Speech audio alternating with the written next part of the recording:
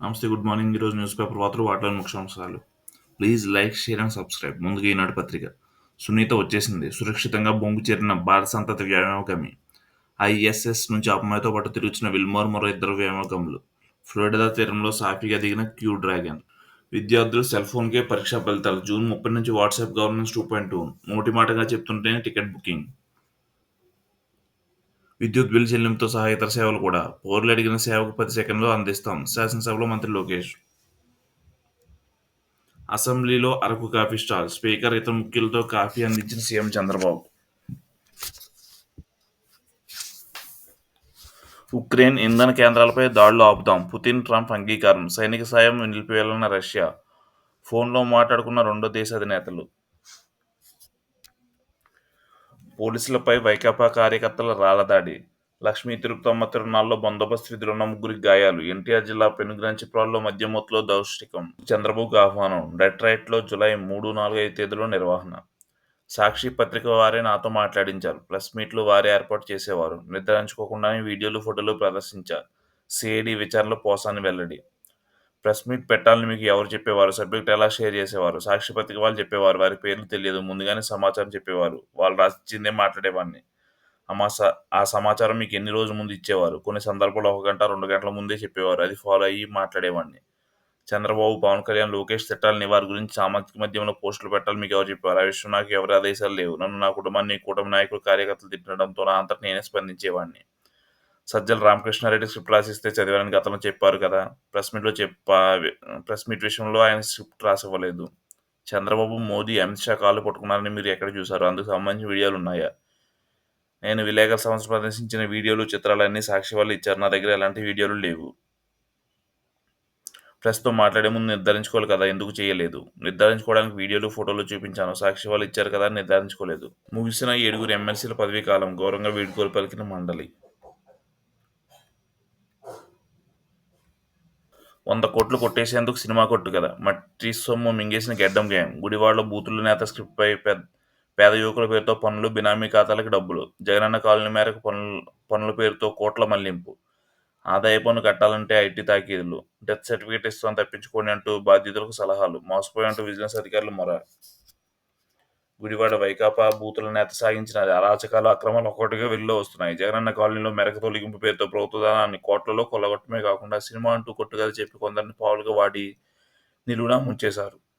పేదలకు పనులు అప్పగించుకున్నట్టే పంచాయతీలు తీర్మానాలనిచ్చి మరీ దోపిడీ పాల్పడ్డారు. తమకు అనుకూలంగా ఉండేవారితో కొందరు పేద యువకులు ఖాతాలో తీసుకుని మెరక పనులు చేసిందంటే ఆ ఖాతాలో డబ్బు కోట్లు జమ చేయించేవారు. డబ్బు జమ కాగానే అదే రోజు ఆ సొమ్మును విత్డ్రా చేసి ఇచ్చి తమ ఖాతాలో వేయించుకునేవారు. ఇలా దాదాపు 100 కోట్ల పైగా మళ్లించినట్టు సమాచారం. జగనన్న కాలనీ పేరు మేరకతో బూతుల నేత పర్యవేక్షణలో సాగిన ఈ దందాపై తాజాగా విజిలెన్స్ విచారణ జరుగుతుండగా ఈ బాధితులు ఒక్కొక్కరు బయటకు వచ్చి అక్రమాలు బయటపెడుతున్నారు. వారు మా ఖాతాలో కోట్ల డబ్బులు వేయించి తీసేశారు. ఇప్పుడు మాకు ఆదాయ పన్ను శాఖ నుంచి తాకీదులు వచ్చాయి. పన్నులు కట్టాలని ఒత్తిడి చేస్తున్నారంటూ బాధితులు గగ్గోలు పెడుతున్నారు. కృష్ణా జిల్లా గుడివాడ మండలం మల్లేపాలెంలో 2021లో పేదలకు ఇళ్ల స్థలాల కోసం గత ప్రభుత్వం 178 ఎకరాలు సేకరించింది. ఈ భూమికి సంబంధించి మెరక పనులకు 16 మంది పేద నిరుద్యోగులు కాంట్రాక్టర్లు ఇస్తున్నట్టుగా అధికారికంగా నమోదు చేయించారు. తెర వెనుక మాత్రం ఈ పనులన్నీ బూతుల నేత అనుచరులే చేయించారని తెలిసింది. మల్లేపాలెం సమీపంలో ఎక్కడ ప్రభుత్వ భూములు, చెరువులు కనిపించిన వాటిని తవ్వేసి మట్టిని తీసుకొచ్చి మెరక పనులు చేశారు. కానీ 30 కిలోమీటర్ల దూరం నుంచి మట్టిని తీసుకొచ్చినట్టుగా చూపించి ఉపాధి హామీ పథకం కింద బిల్లు సమర్పించారు. ఈ బిల్లులన్నీ నిరుద్యోగ యువతకే వెళ్తాయంటూ వారికి బ్యాంక్ ఖాతాలు డ్వామా పీడీకి ఇచ్చారు. గుడివాడలోంచి ఒక బ్యాంక్ నుంచి డ్వామా అధికారులు విడుదల చేసిన 6.18 కోట్లు వైకాపా బూతుల నేత అనుచరులు ఒక్కో రోజు విత్డ్రా చేసుకున్నారు. ఇదంతా ఏ స్థాయిలో జరిగిందో చెప్పడానికి ఇదొక ఉదాహరణ. అది తమ్ముడు, పన్నులు కట్టక్కర్లేదురా. జాబితాలో చాలా మంది ఖాతాలో కనీసం 5,000 నగదు కూడా లేదు. అలాంటిది ఒక్కసారిగా కోట్ల వచ్చి పడేసరికి వారిపై ఆదాయ పన్ను శాఖ దృష్టి సారించింది. ఆ డబ్బులు సంబంధించి లక్షల్లో పన్ను చెల్లించాలంటూ వారికి ఫోన్లు రావడంతో వారంతా బూతుల నేత వద్దకు వెళ్లి గగ్గోలు పెట్టారు. కానీ ఆ నేత మాత్రం చాలా ధీమాగానే, తమ్ముళ్ళు పన్ను కట్టవసరం లేదు. మీకు అవసరమైతే మన వాళ్ళు డెత్ సర్టిఫికేట్లు ఇప్పిస్తారు. దాన్ని చూపించి పావలా కూడా కట్టాల్సిన పని లేదు. నేను చూసుకుంటా, మీరు వెళ్ళండి అంటూ వారిని పంపించినట్టుగా తాజాగా విచారణ బాధితులు అధికారులు ఎదుట వాపోయినట్టు తెలిసింది. ఇజ్రాయెల్ దాడిలో 400 మృతి. గగనం తలుపు నుంచి గాజాపై గురి. పశ్చిమాసియాలో మళ్లీ రక్షణ రణరంగంగా మారింది.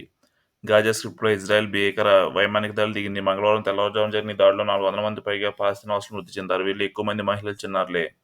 హమాస్తో 17 నెలలుగా కొనసాగుతున్న పోర్లు ఏడాది జనవరి నుంచి కాల్పుల విరమణ అమలులో ఉన్నదానికి ఒక్కసారిగా తూట్లు పడినట్లయింది. ఒప్పందం మార్పులు చేయడానికి హమాస్ తిరస్కరించడంతో దాడులకు పాల్పడ్డారని ఇజ్రాయెల్ ప్రధాని జంజమే ఆదేశించారు. తాజాగా వైమానిక దాడులు చోటు చేసుకున్నాయి. కాల్పుల విరమణ ఒప్పందం కొనసాగింపునకు హమాస్ అంగీకరించని కారణంగానే దాడులు ఆదేశించినట్టు నెతన్యాహు తెలిపారు. బందీలు విడుదల చేయడానికి హమాస్ పదే పదే నిరాకరిస్తుందని, యుద్ధ లక్ష్యాలను సాధించడానికి గాజాలో హమాస్ స్థావరాలే లక్ష్యంగా ఐడిఎఫ్ దాడులు చేస్తుందని ఆయన ఎక్స్లో పోస్ట్ చేశారు.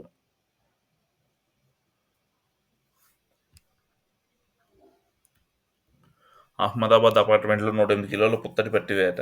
మార్కెట్ విలువ దాదాపు 100 కోట్లు.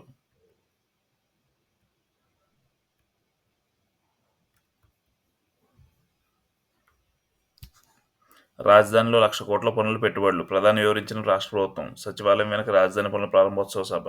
5 ఏళ్లుగా రైలు ఛార్జీలు పెంచలేదు. లోక్సభలో కేంద్ర మంత్రి అశ్విన్ వైష్ణవ్ వెల్లడి.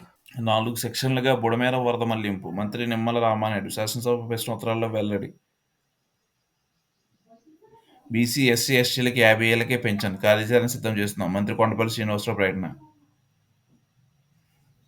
రాయితీపై సూక్ష్మ సేద్య పరికరాలు. మంత్రి అచ్చెన్నాయుడు. అర్బన్ అథారిటీలో హెచ్ఓడీలు. చట్ట సవరణ బిల్లు ఆమోదించిన శాసనసభ. ఉడా లేఅవుట్లో రైతులకు కేటాయించే ఫ్లాట్లపై చర్చ. ధాన్యంపై మార్కెట్ రుసుము సగం తగ్గింపు ప్రతిపాదనలు తయారు చేయాలి. అధికారులకు మంత్రివర్గ ఉపసంఘం ఆదేశం.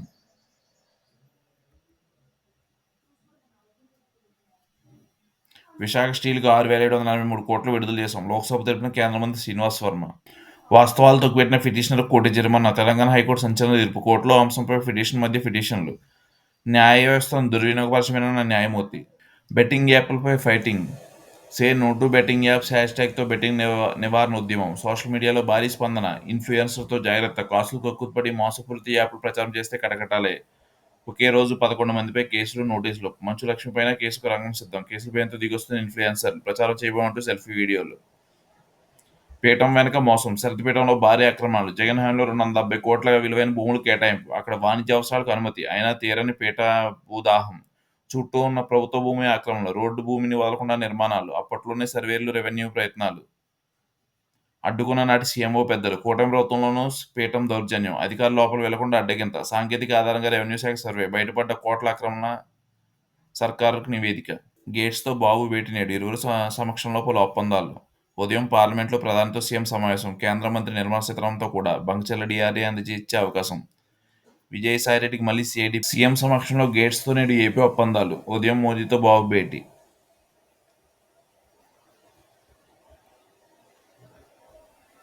వాట్సాప్ ద్వారా 500 సేవలు జూన్ 30 నాటికి అందుబాటులోకి తెస్తాం. ప్రపంచంలో మేరుగా మన మిత్ర సేవలు. అసెంబ్లీలో వాట్సాప్ గవర్నెన్స్పై లోకేష్. Thank you.